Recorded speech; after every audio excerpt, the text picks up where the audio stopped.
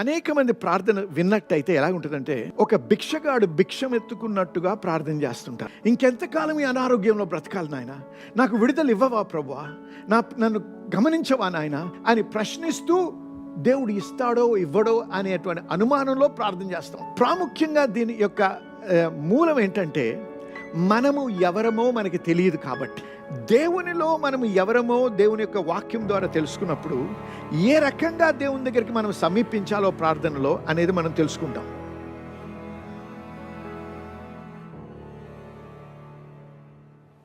మనలో అనేక మంది ప్రార్థన అనే క్రమశిక్షణకి లోబడిన వారు. ఎందుకంటే మనం ఎందుకన్నా క్రైస్తవ కుటుంబాల్లో పుట్టి పెరిగినట్టయితే తల్లిదండ్రులు అటువంటి తర్బీదులో మనల్ని పెంచుతూ ఉంటారు. కాబట్టి ఏమవుతుందంటే, అలవాటు ప్రకారంగా ప్రార్థన చేస్తాము, ఒక క్రమశిక్షణగా ప్రార్థన చేస్తాము, కానీ ఆ ప్రార్థనలో జీవం ఉండదు. అనేక సార్లు ఆ ప్రార్థనని బట్టి నిజంగా జవాబులు మరి లేకపోతే జయము మరి గమనించం. ప్రార్థన అనేది ఒక్కోసారి చాలా భారంగా అనిపిస్తుంది. ప్రార్థన చేయాలంటే మన శరీరానికి అస్సలు సంతోషంగా ఉండదు. ఇందు నిమిత్తమే లోతైన ప్రార్థన జీవితం చాలా తక్కువ మందికి ఉంటుంది. అసలు ఇది ఏంటి, ఎలా ప్రార్థన చేయాలి అని కొన్ని అంశాలు చూసుకుందాం మరి ఈరోజు. ఒకసారి గమనించండి, యేసు ప్రభు మన నిజమైన మాదిరి. దేవుని వాక్యం చూసినట్టయితే యేసు ప్రభు చాలా ప్రార్థనపరుడు. వాక్యంలో గమనిస్తే రాత్రంతా ప్రార్థన చేసినట్టుంది. ఉదయాన్నే ఎవరు లెగకముందే మరి వెళ్ళి ప్రార్థన చేశాడు. ఎన్నో గడియలు ఏకాంతంలోకి వెళ్ళి ప్రార్థన చేసినట్టు రాయబడింది. ఈ విధంగా ప్రార్థన చేసేవాడు. వినండి, అనేకులు ప్రార్థన అంటే ఏదో మన అవసరాలని చెప్పుకోవడానికి, దేవునికి మన అవసరాలు తీర్చబడ్డానికి, మన అక్కర్లు దేవుడు మనకి అనుగ్రహించాలని ఆ ఉద్దేశంతో ప్రార్థన చేస్తూ ఉంటాం. అవసరాలు లేవు, కష్టాలు లేవు, ఏ ఇబ్బందులు లేవు, ఏ ఇరుకు లేనప్పుడు అసలు ప్రార్థన కూడా చేయం. ప్రార్థన చేయాలనే మనసు కూడా రాదు. కానీ అదే ఒత్తిడి వచ్చినా, ఏదైనా ఎమర్జెన్సీ వచ్చినా, ఎవరో బాలేరు, మరి పరిస్థితి అస్సలు బాగాలేదు, డాక్టర్ గారు సరైన డయాగ్నోసిస్ ఇవ్వటం లేదు, హోప్ ఇవ్వటం లేదు, నిరీక్షణ ఇవ్వటం లేదు, ఆ సమయంలో ఎక్కడ లేని సమయం అంతా కల్పించుకొని ప్రార్థన చేస్తూ ఉంటాం. ఈ రకమైనటువంటి మరి అవకతవకలు ఉన్నటువంటి పైకి కిందకి ఆ రకమైనటువంటి ప్రార్థన జీవితం అనేక మంది క్రైస్తవులకు ఉంటుంది. అందుకే నిజమైన జయాన్ని నిజంగా మనం దేవుని తెలుసుకొని ఆ రకమైన జీవితంలో ముందుకు కొనసాగుతూ మరి ఆ అనుభవంలో కానీ అటువంటి జీవితంలో కానీ జీవించారు అనేకులు. గమనించండి ఒకసారి, యేసు ప్రభు ఈ విధంగా ప్రార్థన చేస్తున్నాడు గంటల తరబడి. అనేక మంది బోధిస్తూ ఉంటారు, మనం గంటల తరబడి ప్రార్థన చేయాలి, గంటల తరబడి ప్రార్థన చేయాలి, కన్నీరుతో ప్రార్థన చేయాలి. అవన్నీ వాక్యంలో ఉన్నాయి, నిజమే. కానీ నా అంతటా నేను ఆ క్రమశిక్షణలో చేయాలంటే చాలా కష్టం. ఎందుకంటే మన శరీరానికి అది నచ్చదు, ఇష్టపడదు. ఏముంది దేవుని వాక్యంలో, the flesh is week but the spirit is willing. ఆత్మ సిద్ధమే కానీ శరీరం బలహీనమైంది. కాబట్టి ఈ శరీరానికి అసలు ఇష్టమే ఉండదు. కానీ కొద్దిమంది ఆ క్రమశిక్షణలో బలవంతాన ప్రార్థన చేస్తూ ఉంటారు. పర్వాలేదు, మంచిదే. కానీ నిజంగా చూసినట్టయితే ప్రార్థనలో ఆ తృప్తి, ఆ సంతోషం రావాలంటే మన ప్రార్థన జీవితాన్ని బట్టి మనం జయమును చవిచూస్తూ అనుభవిస్తూ ముందుకు కొనసాగాలి. ఇతరులు మనల్ని చూసినప్పుడు అరే ఈ ప్రార్థన జీవితాన్ని బట్టి ఈ విధమైనటువంటి జయకరమైన జీవితము జీవించుతున్నాడు అని ప్రోత్సహించబడి సవాలు చేయబడినటువంటి జీవితం జీవించాలి. ఇది మనం యేసు ప్రభు జీవితంలో చూస్తున్నాం.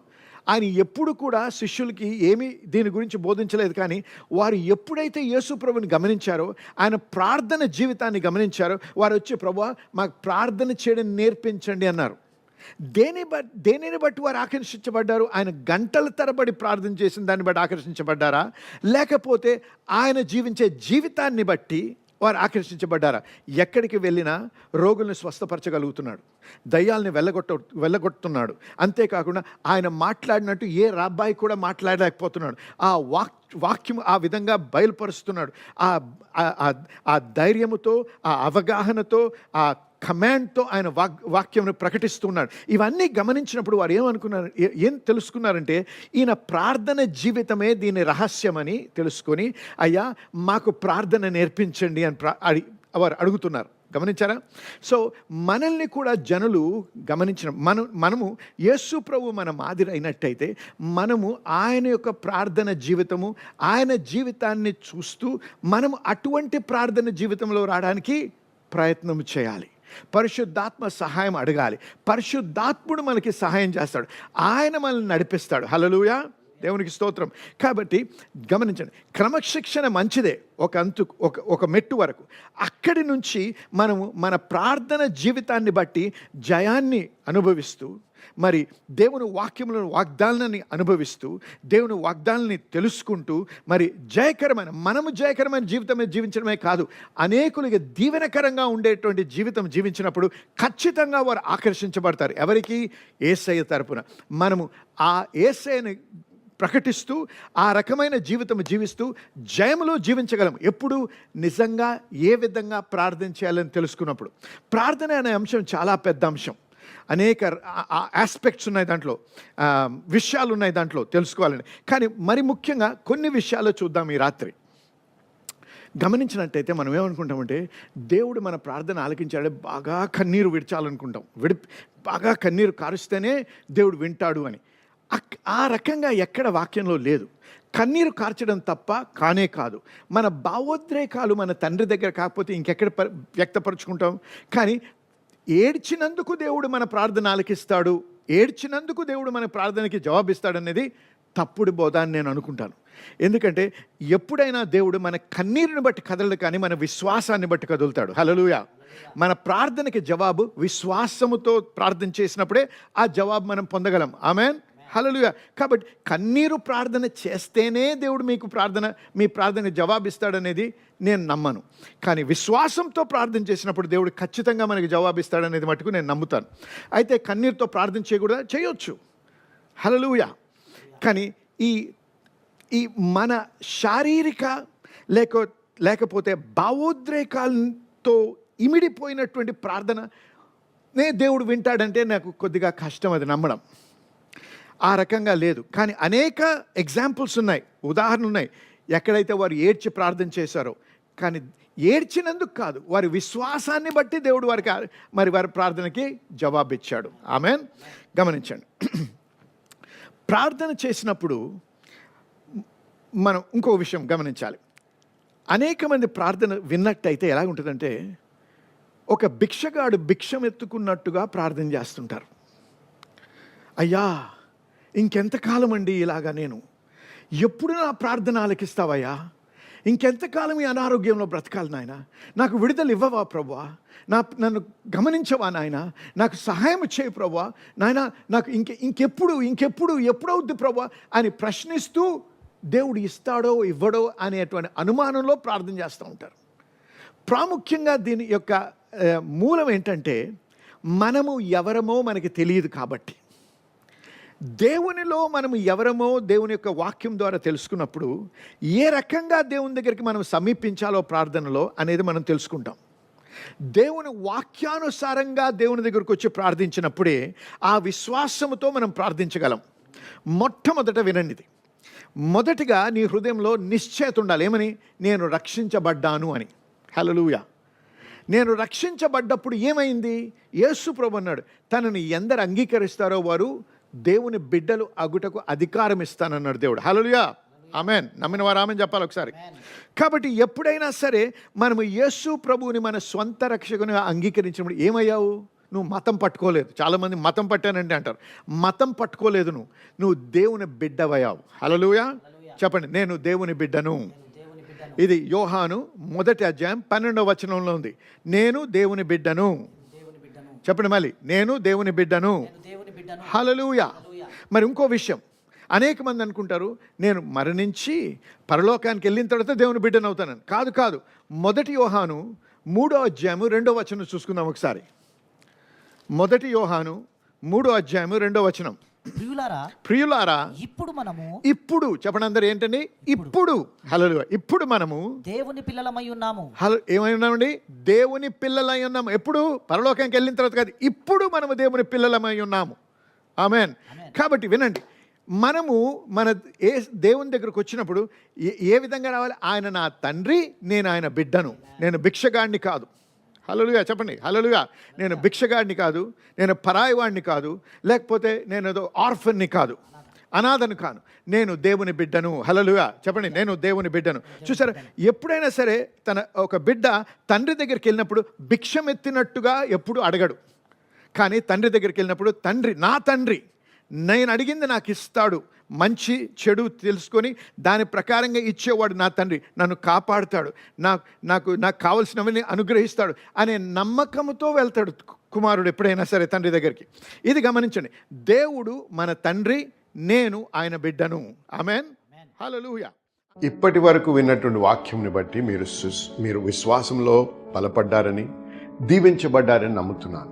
మన దేవుడు అద్భుతాలు చేసే దేవుడు, మన దేవుడు మహత్కార్యాలు చేసే దేవుడు, మన దేవుడు స్వస్థపరిచే దేవుడు. కాబట్టి మీకు ఎటువంటి ఆటంకం ఉన్నా, ఎటువంటి సాతాను శోధన ఉన్నా, ఇబ్బంది ఉన్నా, అస్వస్థత ఉన్నా, ఆర్థిక సమస్య ఉన్నా, వాటన్నిటి నుంచి కూడా మీకు విడుదల కలిగించే దేవుడు మన దేవుడు. అది నేను నమ్ముతున్నాను. మీరు అది అనుభవించగలరు. విశ్వసించినట్టయితే సమస్తము మీరు పొందగలరు. హల్లెలూయా. దేవునికి మహిమ కలుగును గాక. మరి ఏకీభవించి ప్రార్థన చేద్దాం. మీకు అనారోగ్యం ఉన్నట్టయితే ఒక చెయ్యి మీరు ఆ టీవీ మీదో ఫోన్ మీద పెట్టండి, ఒక చెయ్యి మీ యొక్క శరీరంలో ఎక్కడ అనారోగ్యం ఉందో అక్కడ మీరు చేయి పెట్టండి. పెట్టలేనటువంటి స్థలం అయితే తల మీద పెట్టుకోండి. ఇప్పుడు మనం ఏకీభవించి ప్రార్థన చేద్దాం. ఎందుకంటే ఏకీభవించి ప్రార్థన చేసినప్పుడు దేవుడు జవాబిస్తానని వాగ్దానం ఇచ్చాడు. కాబట్టి ప్రార్థన చేయడానికి సిద్ధపడండి. ఇల్లు మూసుకున్నట్టయితే ప్రార్థన చేద్దాం. పరిశుద్ధ దేవా, మీకు వందనాలు కలుగును. మీకే మహిమ దేవా. మీరు అద్భుతాలు చేసే దేవుడు, మీరు స్వస్థతను అనుగ్రహించే దేవుడు. మీ గాయముల చేత మేము స్వస్థత నొంది ఉన్నామని మీరు వాగ్దానం ఇచ్చారు.